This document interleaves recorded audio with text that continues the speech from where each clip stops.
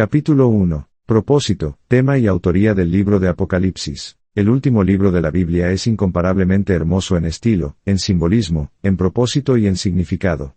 ¿Pudiéramos encontrar alguna obra literaria que exceda a la descripción majestuosa del Hijo del Hombre andando en medio de los 7 candeleros de oro, Apocalipsis 1:12 al 20, o una descripción más vívida y pintoresca que la del Cristo victorioso, llamado fiel y verdadero, sentado sobre un caballo blanco, vestido de una ropa teñida en sangre, seguido de los ejércitos celestes, Apocalipsis 19:11 al 16? ¿Y dónde encontramos un mayor contraste que el de la ruina de Babilonia, y el gozo de la Jerusalén de oro, Apocalipsis 18:19, 21-22? ¿Y quién describe el trono celestial y la bendición de la vida celestial de una manera más sencilla y apacible y, sin embargo, hermosa en su misma sencillez? Apocalipsis 4:2 al 5:14, 7:13 al 17? Qué abundancia de consolación, qué discernimiento en cuanto al futuro, y sobre todo, qué revelación del amor de Dios se encuentran en las palabras de la profecía de este libro.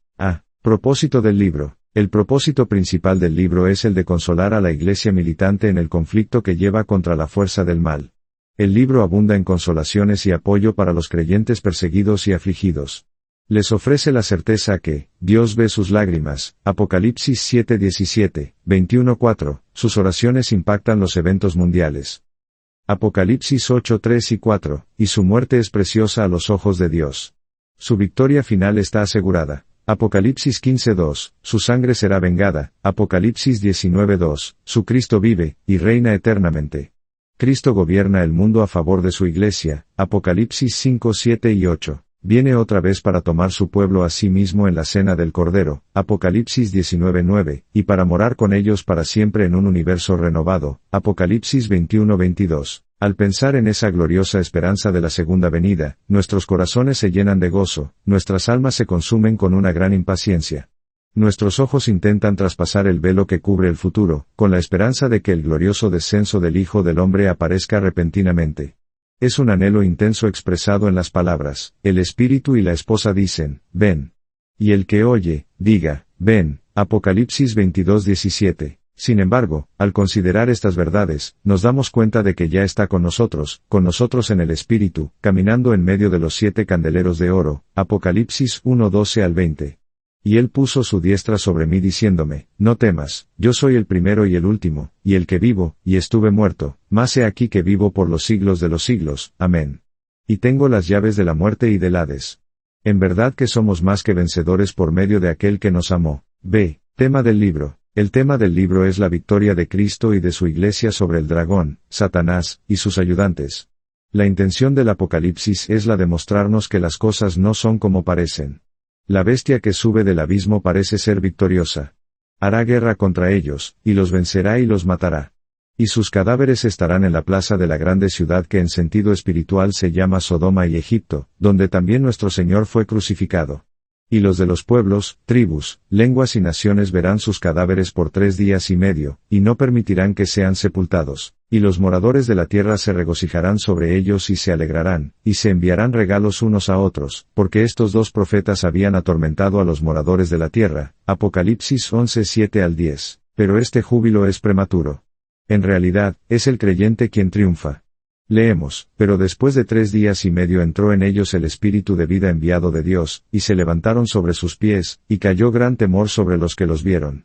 Los reinos del mundo han venido a ser de nuestro Señor y de su Cristo, y reinará por los siglos de los siglos, Apocalipsis 11:11 y 15. Las profecías a través de este maravilloso libro describen a Cristo como el vencedor, el conquistador, Apocalipsis 1:18, 2:8, 5:9 al 14, 6:2, 11:15, 12:9 al 11, 14:1 y 14, 15:2 al 4, 19:16, 20:4, 22:3. Conquista a la muerte, al Hades, al dragón, a la bestia, al falso profeta y a las personas que adoran a la bestia. Es victorioso, y por ello nosotros también lo somos, aun cuando pareciera que estamos vencidos y sin esperanza. Veamos, por ejemplo, la gran compañía de creyentes que nos presenta el capítulo 7. Sus vestiduras estaban sucias, pero las han lavado y blanqueado en la sangre del Cordero. Aunque se encontraban en gran tribulación, han salido de ella, Apocalipsis 7:14. Fueron muertos, pero se mantienen de pie, Apocalipsis 11:11. El dragón, la bestia y el falso profeta los persiguen, pero al final los vemos vencedores, de pie sobre el monte Sión. Más bien vemos al Cordero, y con él, 144,000 personas que tienen su nombre, y el nombre de su Padre escrito sobre sus frentes, Apocalipsis 14:1. Alcanzan la victoria sobre la bestia, Apocalipsis 15:2. ¿Parece que sus oraciones no fueran oídas? Apocalipsis 6:10. Los juicios contra la tierra son la respuesta de Dios a sus plegarias, Apocalipsis 8:3-5. Estas mismas oraciones constituyen la clave que revelará los misterios de cualquier filosofía de la historia adecuada. ¿Parecieran estar vencidos? En realidad están reinando. Sí, reinan sobre la tierra, Apocalipsis 5:10, en el cielo con Cristo por 1000 años, Apocalipsis 20:4, en el cielo y la tierra renovados por siempre jamás, Apocalipsis 22:5. ¿Y qué ocurre a los que parecen ser vencedores? Al dragón, Apocalipsis 12:3, a la bestia, Apocalipsis 13:1, al falso profeta, Apocalipsis 13:11, y a Babilonia, Apocalipsis 14:8. Son derrotados, y justo en orden invertido. Babilonia cae en Apocalipsis 18:2, la bestia y el falso profeta son terriblemente castigados en Apocalipsis 19:20, y el dragón es confinado a tormento eterno en Apocalipsis 20:10. En resumidas palabras, el tema del libro se expresa de manera gloriosa y completa en estas palabras: pelearán contra el Cordero, y el Cordero los vencerá, porque Él es Señor de señores y Rey de reyes, y los que están con Él son llamados y elegidos y fieles. Apocalipsis 17:14. C. La gente a quien el libro se dirige. Sobre mi escritorio yace un comentario recién publicado sobre el Apocalipsis. Es un libro muy interesante que considera el Apocalipsis como si fuese una especie de historia escrita de antemano. Descubre en este último libro de la Biblia copiosas y detalladas referencias a Napoleón, a las guerras en los Balcanes, a la Primera Guerra Mundial de 1914-1918, al ex emperador alemán, Wilhelm, a Hitler, a Mussolini, etc. Este tipo de explicaciones deben descartarse de inmediato, al igual que otras semejantes, porque a los cristianos tan severamente perseguidos en la época de Juan, ¿de qué provecho les habrían sido predicciones tan específicas y minuciosas de las condiciones europeas que predominarían unos 2000 años más tarde? Una interpretación correcta del Apocalipsis tiene que tomar como su punto de partida la posición de que el libro fue destinado para los creyentes que vivían en el día y en la época de Juan. El libro debe su origen, a lo menos en parte, a las condiciones contemporáneas. Es la respuesta de Dios a las oraciones, y a las lágrimas de los cristianos severamente perseguidos, y esparcidos en las ciudades de Asia Menor. Sin embargo, si bien es cierto que nuestro punto de partida debe ser la época en que Juan vivía, y que aún se debe recalcar que esta profecía responde a condiciones sociales específicas de finales del siglo I, también es cierto que este libro fue destinado tanto para sus lectores originales como para todos los creyentes durante toda esta dispensación. Presentamos los siguientes argumentos a favor de esta posición. Primero, la aflicción a la cual la Iglesia fue sometida en los días del apóstol Juan es típica de la persecución que todos los creyentes verdaderos tienen que sufrir durante toda la dispensación, segunda de Timoteo 3:12, y especialmente inmediatamente antes de la segunda venida de Cristo, Mateo 24:29 y 30. Segundo, muchas de las predicciones que abundan en este libro se refieren a principios y sucesos que son tan extensos en envergadura que no se les puede restringir a un año o a un siglo definido, es decir, los sellos, las trompetas y las copas, sino que se extienden a través de los siglos hasta la gran consumación. Tercero, las cartas en los capítulos 2 y 3 se dirigen a las 7 iglesias. El número 7 simboliza la idea de algo completo.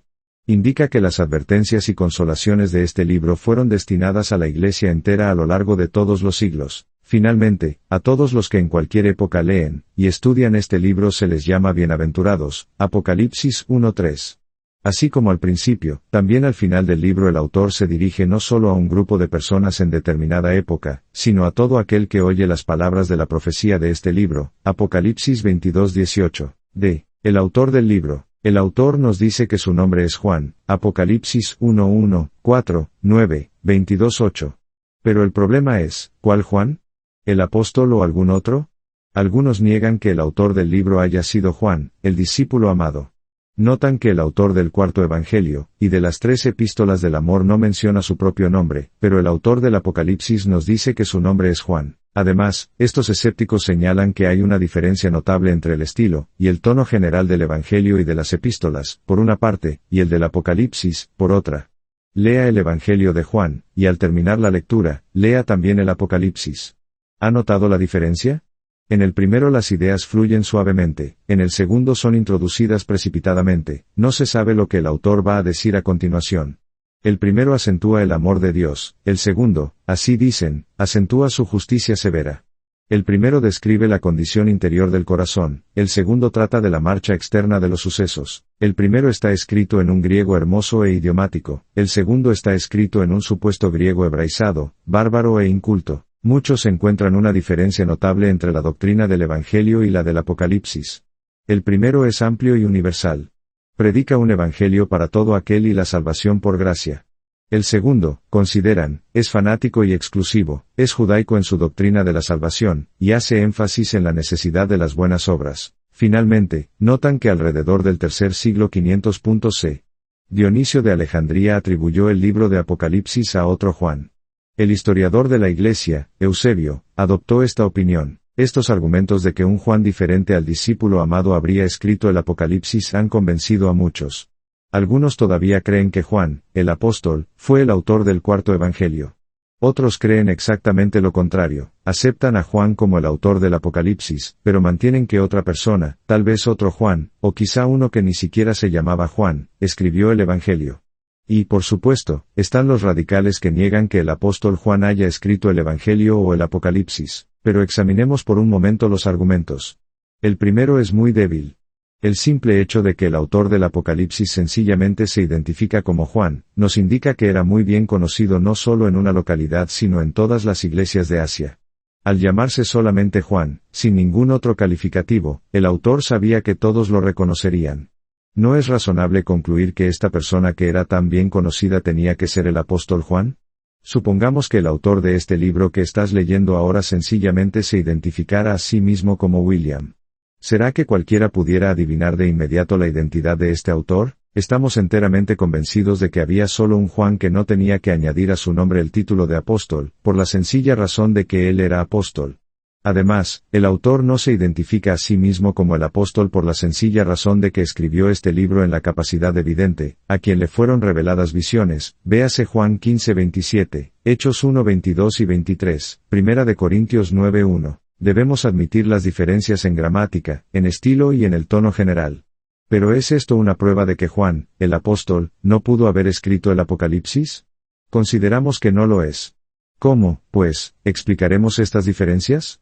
Algunos mantienen que cuando Juan escribió el Evangelio, tenía ayudantes, tal vez los ancianos en Éfeso, Juan 21:24, y que la gramática peculiar y las características del estilo del Apocalipsis se explican por la ausencia de estos ayudantes cuando Juan estaba en Patmos. Otros elementos pueden ser importantes para la explicación. Primero, no debemos exagerar estas diferencias de estilo y lenguaje. Existe un importante conjunto de similitudes entre el Evangelio y el Apocalipsis que muchos han notado. Estas similitudes son impresionantes, similitudes aún en las construcciones gramaticales peculiares y también en las expresiones características. Compare Juan 7:37 con Apocalipsis 22:17, Juan 10:18 con Apocalipsis 2:27, Juan 20:12 con Apocalipsis 3:4, Juan 1:1 con Apocalipsis 19:13, y Juan 1:29 con Apocalipsis 5:6. Además, con respecto al estilo, ¿acaso deberíamos esperar el mismo estilo en una narrativa, el Evangelio, en una carta personal, las epístolas, y en el Apocalipsis, revelación? No olvidemos que cuando Juan escribió el último libro de la Biblia, su alma se encontraba en una condición de tan profunda emoción interior, de sorpresa y de éxtasis, estaba en el espíritu, que su educación judaica anterior pudo manifestarse con más fuerza, y es posible que hubiera podido influir en su estilo y lenguaje. Sin duda, la naturaleza trascendental del tema, el estado profundamente emocional del autor al recibir y escribir estas visiones, y sus frecuentes referencias al Antiguo Testamento, hebreo y griego, explican satisfactoriamente las diferencias de estilo, una vez que se hayan tomado en cuenta las similitudes sorprendentes. No hay necesidad de considerar demasiado la supuesta diferencia de énfasis doctrinal. La realidad es que el cuarto Evangelio, y el Apocalipsis no están en desacuerdo en ningún punto. En realidad, el acuerdo doctrinal es extraordinario. Así, el Evangelio llama a Jesús el Cordero de Dios, Amnos, en Juan 1:29. El Apocalipsis le llama también así, Arnion, 29 veces. Las epístolas y el Evangelio usan el título el Logos en relación con nuestro Señor, Juan 1:1 al 14, Primera de Juan 1:1. El Apocalipsis también lo usa, Apocalipsis 19:13. En el Evangelio, se representa a Cristo como el ser pretemporal y eterno, Juan 1:1 y 2. De la misma manera en el Apocalipsis, Apocalipsis 22:13, compárese 5:12 y 13. En el Evangelio de Juan, se atribuye la salvación del hombre a la gracia soberana de Dios y a la sangre de Jesucristo, Juan 1:29, 3:3, 5:24, 10:10 y 11. El Apocalipsis también lo hace muy enfáticamente, Apocalipsis 7:14, 12:11, 21:6, 22:17. Y la doctrina de la salvación para todo aquel se halla en ambos, Juan 3:16, Apocalipsis 7:9, 22:17. No hay diferencias doctrinales. Y finalmente, aquella opinión de Dionisio aceptada por Eusebio está fundada en una interpretación equivocada de cierta declaración muy cuidadosa de Papías, y probablemente influenciada por la oposición a la doctrina del quiliasmo o milenarismo, la cual trató de justificarse usando el libro del Apocalipsis. La Iglesia primitiva casi unánimemente atribuye el Apocalipsis al apóstol Juan. Esta era la opinión de Justino Mártir, 140 después de Cristo, de Ireneo, 180 después de Cristo, quien fuera discípulo de un discípulo del apóstol Juan, del canon muratoriano, 200 después de Cristo, de Clemente de Alejandría, 200 después de Cristo, de Tertuliano de Cartago, 220 después de Cristo, de Orígenes de Alejandría, 223 después de Cristo, y de Hipólito, 240 después de Cristo. Cuando añadimos a todo lo arriba mencionado el hecho de que, según una tradición muy convincente, el apóstol Juan fue desterrado a la isla de Patmos, compárese Apocalipsis 1:9, y que pasó los últimos años de su vida en Éfeso, a donde fue dirigida la primera de las 7 epístolas del Apocalipsis, Apocalipsis 2:1, la conclusión innegable es que el último libro de la Biblia fue escrito por el discípulo al cual Jesús amaba. La fecha del libro. Ahora surge la pregunta, ¿cuándo escribió Juan el Apocalipsis? ¿En el año 69, o aún antes, o tenemos que revocar la fecha al año 96, o tal vez 95? No hemos hallado ningún argumento convincente a favor de la primera fecha. Los argumentos expuestos buscan su apoyo en testimonios recientes e inciertos, en la idea completamente imaginaria de que Juan no sabía aún el griego cuando escribió el Apocalipsis, y en una interpretación literal y muy dudosa de ciertos pasajes cuyo significado es sin duda simbólico. Por ejemplo, se nos dice que el templo de Jerusalén estaba todavía en pie cuando el Apocalipsis fue escrito, porque el capítulo 11:1 dice, levántate y mide el templo de Dios. La última fecha tiene un apoyo muy fuerte. Dice Ireneo, porque fue vista hace poco tiempo, es decir, la visión apocalíptica, casi en nuestros propios días, hacia el final del reino de Domiciano, y también dice, la iglesia en Éfeso fundada por Pablo, en la cual Juan quedó permanentemente entre ellos hasta los tiempos de Trajano, 98-117 después de Cristo, el reino de Trajano, es un verdadero testigo de la tradición de los apóstoles. Cuando en conexión con estas fuertes y definidas pruebas recordamos que el Apocalipsis refleja una época en la cual Éfeso ya había perdido su primer amor, Sardis ya estaba muerta, la Odisea, la cual fue destruida por un terremoto durante el reino de Nerón, había sido reedificada y estaba jactándose de sus riquezas espirituales, Apocalipsis 3:17. Juan había sido desterrado, una forma de persecución muy común durante el reinado de Domiciano. La iglesia ya había sufrido persecuciones en el pasado, Apocalipsis 20:4, y el imperio romano había llegado a ser el antagonista principal de la iglesia, Apocalipsis 17:9. Nos vemos forzados a la conclusión de que la última fecha, 95 o 96 después de Cristo, es correcta. El Apocalipsis fue escrito por el apóstol Juan casi al final del reino de Domiciano. Sin embargo, el verdadero autor no es Juan, sino el mismo Dios Todopoderoso. Leemos, la revelación de Jesucristo que Dios le dio. Y la declaró enviándola por medio de su ángel a su siervo Juan. Apocalipsis 1:1. Es cierto que Juan, el apóstol, escribió el Apocalipsis. Pero Dios, por medio de Cristo, es su verdadero autor. Por tanto, lo que este libro predice no es el producto de la imaginación humana, propensa a equivocarse, sino la revelación de la mente, y del propósito de Dios respecto a la historia de la Iglesia. En Copenhague, entre las muchas esculturas nobles de Thorvaldsen, hay una del apóstol Juan. Su rostro refleja la serenidad del cielo. En realidad está mirando hacia el cielo. Delante de él está su tablilla. Tiene en la mano su pluma. Sin embargo, la pluma del apóstol no está tocando la tablilla. No se atreve a escribir ni siquiera una palabra hasta que le sea dada de lo alto.